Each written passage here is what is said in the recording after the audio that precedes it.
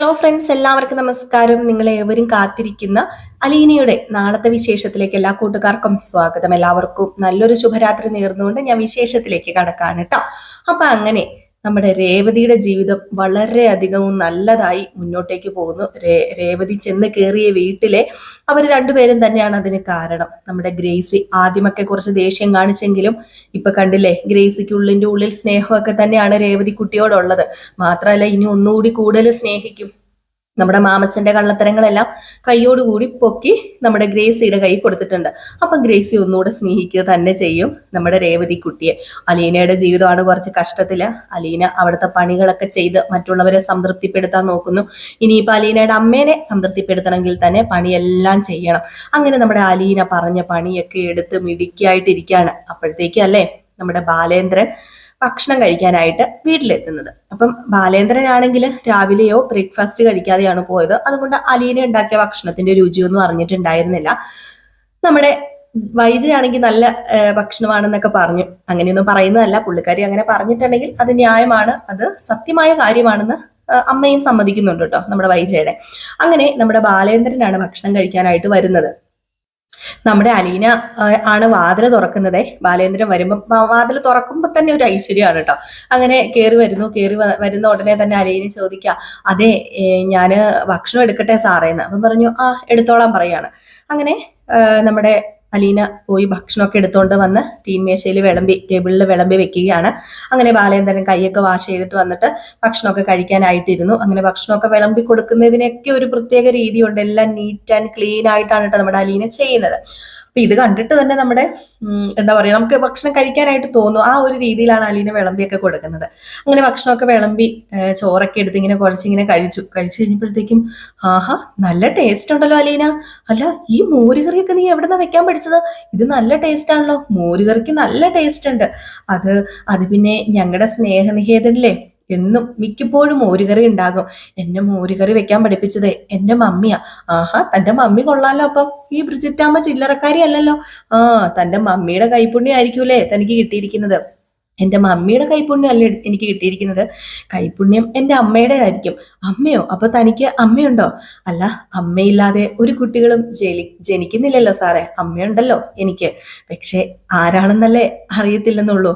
ഏതേലും ഒരമ്മ എനിക്കും കാണുമല്ലോ, ഞാനും ഒരമ്മയുടെ വയറ്റിൽ പ്രസവിച്ചതാണല്ലോ. ഇത് കേട്ടപ്പോഴത്തേക്ക് നമ്മുടെ ബാലേന്ദ്രന് എന്തോ പോലെ. ബാലേന്ദ്രൻ വിഷയം മാറ്റാൻ വേണ്ടി, അതൊക്കെ പോട്ടെ, ഈ കറികളെല്ലാം സൂപ്പർ ആയിട്ടുണ്ട് കേട്ടോ. ഞാൻ പറയാലോ, നേരത്തെ ഇവിടെ കുഞ്ഞുമോളെന്ന് പറയുന്ന ഒരു സ്ത്രീ നിപ്പുണ്ടായിരുന്നു. അതിനേതു നേരവും വഹിച്ച് വഴക്ക് പറഞ്ഞുകൊണ്ടിരുന്നത്. കാര്യം ഇപ്പോഴല്ലേ എനിക്ക് മനസ്സിലായത്. ഇത്രയും നല്ല ടേസ്റ്റുള്ള ഭക്ഷണമൊക്കെ ഉണ്ടാക്കാൻ പറ്റുന്ന ആൾക്കാരുള്ളപ്പോഴല്ലേ കുഞ്ഞുമോളെ ഇവിടെ വെച്ചുകൊണ്ടിരുന്നത്. അയ്യോ, അങ്ങനെയൊന്നും ഇല്ല. ഞാൻ വെറുതെ അത് ഇവിടുത്തെ മേഡം പറഞ്ഞു തന്ന പോലെ എല്ലാം അതുപോലെ തന്നെ ചെയ്തെന്നേ ഉള്ളൂ. പറഞ്ഞു തന്ന പോലെ ചെയ്യണമെങ്കിലും അതിനൊരു കൈപുണ്യം വേണം.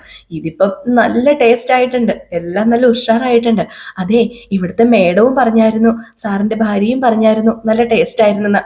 അവളുടെ കയ്യിൽ നിന്ന് സർട്ടിഫിക്കറ്റ് കിട്ടിയതിനു മുമ്പ് പിന്നെ പേടിക്കാനില്ലല്ലോ. ഇനി ധൈര്യമായിട്ട് ഭക്ഷണമൊക്കെ വെച്ചുണ്ടാക്കാലോ.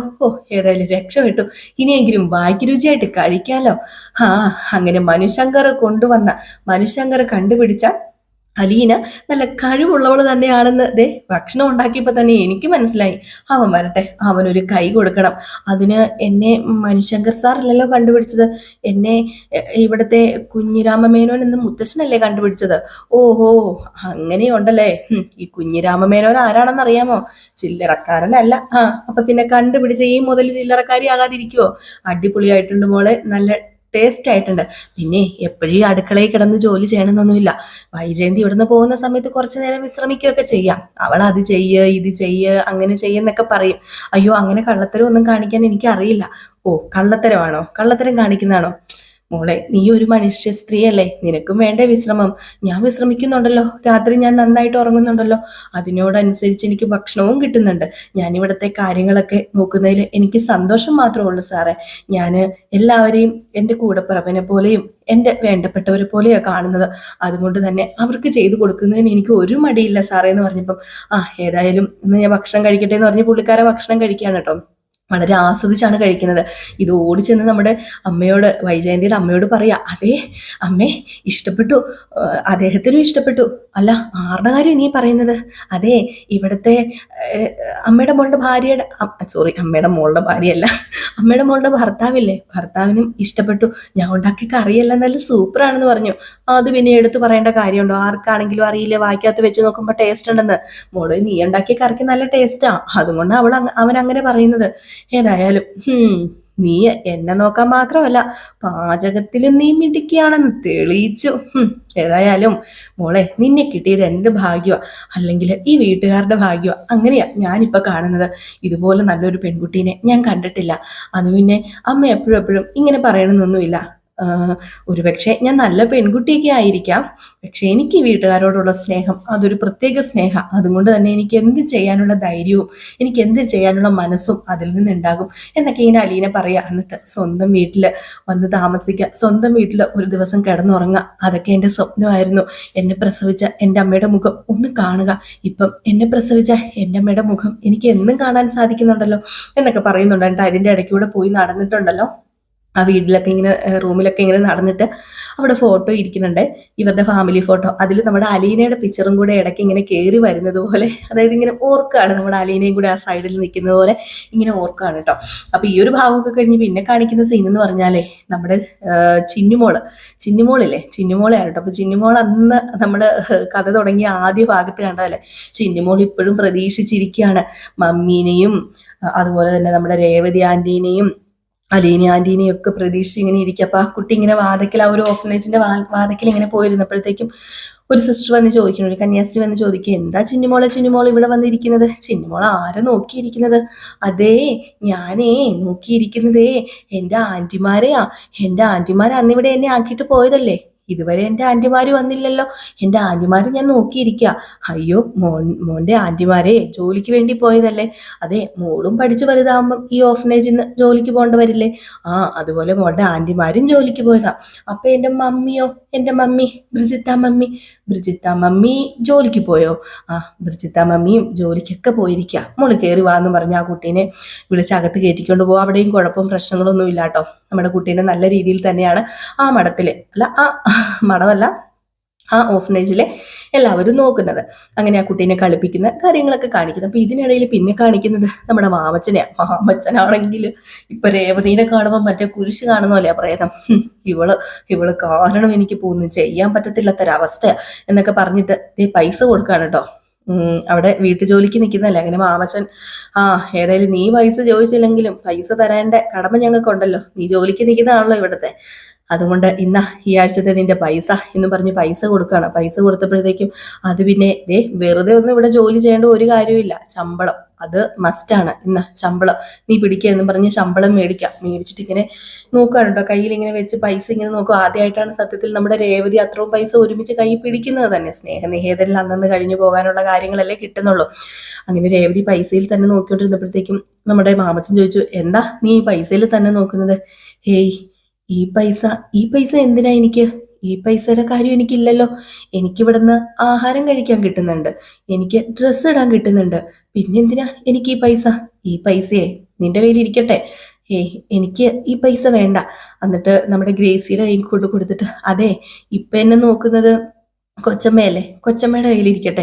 എന്നെ നോക്കുന്നവരാരാണോ അവരുടെ കയ്യിലല്ലേ പൈസ വേണ്ടത്. അവിടെ സ്നേഹനികേതനിലെ എൻ്റെ മമ്മിയും എന്നെ നോക്കിക്കൊണ്ടിരുന്നത്, അപ്പം മമ്മിയുടെ കയ്യിലല്ലായിരുന്നോ പൈസ? അതുപോലെ എനിക്ക് ഒന്നിനോടും ഒരു ആഗ്രഹമില്ല. അല്ല, നിനക്ക് എന്തെങ്കിലും ആവശ്യമുണ്ടെങ്കിൽ മേടിക്കാലോടി. എനിക്കൊന്നും വേണ്ട. എന്ത് മേടിക്കാന്? എനിക്ക് എല്ലാ ദിവസവും വയറു നിറച്ച ആഹാരം കിട്ടുന്നുണ്ട്, അതുമാത്രം മതി. എനിക്ക് ഇടാന് തുണി കിട്ടുന്നുണ്ട്, പിന്നെ നിങ്ങളൊക്കെ ഇവിടെയില്ലേ, നിങ്ങളുടെ സ്നേഹം കിട്ടുന്നുണ്ട്, അത് മതി. എനിക്ക് ഈ പൈസയുടെ ആവശ്യമില്ല എന്ന് പറഞ്ഞുകൊണ്ട് നേരെ നമ്മുടെ ഗ്രേസിയുടെ കൈ കൊണ്ട് കൊടുക്കാറുണ്ട്. സത്യം പറഞ്ഞാൽ ഇതൊക്കെ കേൾക്കുമ്പോഴും കാണുമ്പോഴും നമ്മുടെ കണ്ണ് നിറഞ്ഞു പോകും. അതുപോലെയുള്ള സീനുകളാണ്. അപ്പം ഗ്രേസിയുടെ കണ്ണും അറിയാതെ നിറയുന്നുണ്ട്. പക്ഷെ ഗ്രേസി ആണെങ്കിൽ കണ്ണ് നിറയാതെ, ഗ്രേസി ഇങ്ങനെ ഇച്ചിരി സ്ട്രോങ് ലേഡിയാണെന്ന് കാണിക്കാൻ വേണ്ടി, അങ്ങനെയൊന്നും ചെയ്യാൻ പാടില്ല, നിന്റെ പൈസ നീ കൊണ്ടുവയ്ക്ക്, അല്ലെ പിന്നെ ഒരു കാര്യം ചെയ്യാം, നിന്റെ പേരിൽ ഒരു അക്കൗണ്ട് തുടങ്ങിയേക്കാം, ആ അക്കൗണ്ടിൽ പൈസ കൊണ്ടിടാം, അല്ലാതെ എൻ്റെ കയ്യിലൊന്നും തരണ്ട. നീ എൻ്റെ ആരാ, എൻ്റെ കയ്യിൽ പൈസ തരാന് എന്ന് ചോദിച്ചുകൊണ്ട് അക്കൗണ്ട് തുടങ്ങാനുള്ള കാര്യങ്ങളൊക്കെയാണ് ഇനി നമ്മുടെ ഗ്രേസി ചെയ്യാൻ പോകുന്നത് കേട്ടോ. മാത്രമല്ല നമ്മുടെ ഗ്രേസി രേവതിക്കുട്ടിക്ക് കുറേ തുണികളും ഒക്കെ മേടിച്ചു കൊടുക്കുന്നുണ്ട്. നല്ല നല്ല ഡ്രസ്സുകൾ, അത് നല്ല പളപളാ തിളങ്ങുന്ന അടിപൊളി ഡ്രസ്സുകൾ. ഇവർ ഈ കോട്ടൻ്റെ ചുമ്മാ ഒരു ചുരിദാറും ഈ നൈറ്റി തുണിയൊക്കെ വെട്ടി തയ്ച്ച് ചുരിദാറും ഷോളും ഒക്കെ ആണല്ലോ ഇടുന്നത്. അപ്പം നമ്മുടെ രേവതിക്കുട്ടിക്ക് ഇനി നല്ല ദിവസങ്ങളാണ് അങ്ങോട്ട്. ഏതായാലും ഇത് കഴിഞ്ഞ് പിന്നെ കാണിക്കുന്നത് നമ്മുടെ അലീനയാണ്. അപ്പം അലീന നമ്മുടെ ബാലേന്ദ്ര വന്ന് ഭക്ഷണമൊക്കെ കഴിച്ചിട്ട് പോയിട്ട് അവിടെയൊക്കെ അടിച്ചു വാരി പിറക്കി വൃത്തിയാക്കിയൊക്കെ ഇടുമ്പോഴാണ് ഒരു കോളിംഗ് ബെല്ല് കേൾക്കുന്നത്. ചെന്ന് നോക്കുമ്പോൾ ആരപ്പാ, നമ്മുടെ ഹരിശങ്കറിനൊരു ബോധി അലീനയെ കാണാനായിട്ട്. അതുകൊണ്ട് ഇപ്പം കെട്ടിയിരുന്നല്ലേ എടുത്തേക്ക് അലീനയെ കാണാൻ. ഏതായാലും നമുക്ക് കാത്തിരുന്ന് തന്നെ കാണാം എന്താ സംഭവിക്കാൻ പോകുന്നത്. നാളെ ഏകദേശം ഈ ഒരു ഭാഗമൊക്കെ കാണിച്ചിട്ടാട്ടോ നാളത്തെ വിശേഷം അവസാനിക്കുന്നത്. ഏതായാലും നമ്മുടെ അലീനയുടെ കയ്യിൽ നിന്ന് ഒരെണ്ണം കിട്ടിക്കഴിയുമ്പോൾ മിക്കവാറും ഹരിശങ്കർ അടങ്ങാനാണ് ചാൻസ് കൂടുതലുള്ളത്. അപ്പൊ കാത്തിരുന്ന് തന്നെ കാണാം. അപ്പൊ എല്ലാവർക്കും വീണ്ടും നല്ലൊരു ശുഭരാത്രി നേർന്നുകൊണ്ട് നിർത്താണ്. പിന്നെ ഞാൻ ബിസിനസിന്റെ കാര്യം വീണ്ടും നിങ്ങളെ ഓർമ്മിച്ച് ബുദ്ധിമുട്ടിപ്പിക്കുക എന്ന് തോന്നരുത്.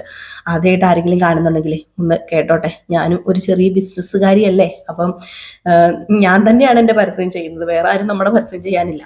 അപ്പം ഞാനൊരു ചെറിയ ബിസിനസ് സ്റ്റാർട്ട് ചെയ്തിട്ടുണ്ട്. നിങ്ങൾക്ക് താല്പര്യം ഉണ്ടെങ്കിൽ നമ്മുടെ മെയിൻ ചാനലിൽ പോയി നോക്കിയാൽ നിങ്ങൾക്ക് കാണാനായിട്ട് സാധിക്കും. ഷോർട്ട് വീഡിയോസിൽ നമ്മൾ ക്ലോത്തിങ്ങിൻ്റെ ബിസിനസ്സാണ് കൊണ്ടുവന്നിരിക്കുന്നത്. ഇപ്പം ഓൺലൈൻ ബിസിനസ് മാത്രമേ ഉള്ളൂ ക്ലോത്തിങ്ങിൻ്റെ. അപ്പം നമ്മൾ ചെയ്തു കൊടുക്കുന്ന ഐറ്റംസ് എന്ന് പറഞ്ഞിട്ടുണ്ട് കുർത്തീസ്, സാരീസ്, അതുപോലെ തന്നെ നമ്മുടെ കോഡ് സെറ്റ് ചെയ്യുന്നുണ്ട്. പിന്നെ കുട്ടികളുടെ ഇപ്പം ഓണം സ്പെഷ്യലായിട്ട് കുട്ടികളുടെ പട്ടുപാവാടയും ബ്ലൗസും, അതുപോലെ തന്നെ കസവും മുണ്ടും കര മുണ്ടും ഒക്കെ നമ്മുടെ ആൺകുട്ടികൾക്ക് ഷർട്ടും ഒക്കെ ചെയ്യുന്നുണ്ട് കേട്ടോ. അപ്പം ഞാൻ അതിൽ കൊടുത്തിട്ടുണ്ട് വീഡിയോസൊക്കെ, സ്ഥിരം നമ്മൾ ഇടുന്നുണ്ട് വരുന്ന ഐറ്റംസിൻ്റെയൊക്കെ. അപ്പം ഇഷ്ടപ്പെടുകയാണെങ്കിൽ തീർച്ചയായിട്ടും നിങ്ങൾ പർച്ചേസ് ചെയ്യുക. പുറത്തുനിന്ന് നിങ്ങൾ മേടിക്കുന്നതിനേക്കാൾ കുറച്ച് വിലയിൽ തന്നെയാണ് ഞാൻ ഇപ്പം ഇവിടെ കൊടുക്കുന്നത്. അപ്പം ഞാൻ വീഡിയോ ഒന്ന് കട്ടായി പോയായിരുന്നേ. അപ്പം ഞാൻ എവിടെയായിരുന്നു നിർത്തിയത്? നമ്മൾ സ്വന്തമായിട്ട് ചെയ്യുന്നതല്ല, നമ്മൾ ചെയ്യിപ്പിക്കണമാണ് കേട്ടോ. അപ്പം നിങ്ങൾക്ക് ഇഷ്ടപ്പെടുകയാണെങ്കിൽ നിങ്ങൾ പറഞ്ഞാൽ മതി, ഞങ്ങൾ നിങ്ങളുടെ അളവനുസരിച്ച് ചെയ്തു തരുന്നതായിരിക്കും. ഇപ്പോൾ ഉള്ള ഓണം കളക്ഷൻസ് മുഴുവനും കേട്ടോ. ഓണം കളക്ഷൻസ് മുഴുവനുമാണ് നമ്മൾ ഓർഡർ എടുത്ത് ചെയ്തു കൊടുക്കുന്നത്. പ്രീ ബുക്കിംഗ് ആയിരിക്കും ഓണം കളക്ഷൻസ് മിക്കതും തന്നെ. അപ്പം പ്രീ ബുക്കിംഗ് ആയതുകൊണ്ട് തന്നെ ഒരു 15 ദിവസം ലേറ്റ്, അതായത് ഒരു വർക്കിംഗ് ഡേയ്സ് ആണ് 15 ദിവസം. വർക്കിംഗ് ഡേയ്സ് ആയിട്ട് 15 ദിവസം വേണം ഇത് ചെയ്തെടുക്കണമെങ്കിൽ. അപ്പം നിങ്ങൾ നേരത്തെ ഓർഡർ ചെയ്യണം കേട്ടോ. അപ്പം ഇപ്പോഴൊക്കെ ഞാൻ ഇടുന്നുണ്ട്. അപ്പം നേരത്തെ ഓർഡർ ചെയ്താൽ നമുക്ക് നേരത്തെ ഓണത്തിൻ്റെ ആ ഒരു സമയത്തൊക്കെ ആകുമ്പോഴത്തേക്കും അവിടെ എത്തണമല്ലോ. പിന്നെ പ്രീ ബുക്കിംഗ് അല്ലാത്ത ഐറ്റംസും ഉണ്ട് കേട്ടോ. അപ്പോൾ ഇഷ്ടപ്പെടുകയാണെങ്കിൽ പർച്ചേസ് ചെയ്യുക, നമ്മളെ സഹായിക്കുക. ബിസിനസ് വളർത്തിയെടുക്കാനായിട്ട് ജെന്യുവിനായിട്ട് തന്നെയാണ് ഞാൻ ഈ ബിസിനസ് കൊണ്ടുപോകുന്നത്. നിങ്ങൾ എവിടെയാണോ എത്തിക്കാൻ പറയുന്നത് അവിടെ 3 ദിവസത്തിനുള്ളിൽ, പ്രീ ബുക്കിംഗ് അല്ലാത്തത് 3 ദിവസത്തിനുള്ളിൽ നമ്മൾ എത്തിക്കുന്നതായിരിക്കും കേട്ടോ. അപ്പോൾ എല്ലാവർക്കും വീണ്ടും നല്ലൊരു ശുഭരാത്രി നേർന്നുകൊണ്ട് നിർത്തുന്നു. Tata, bye bye.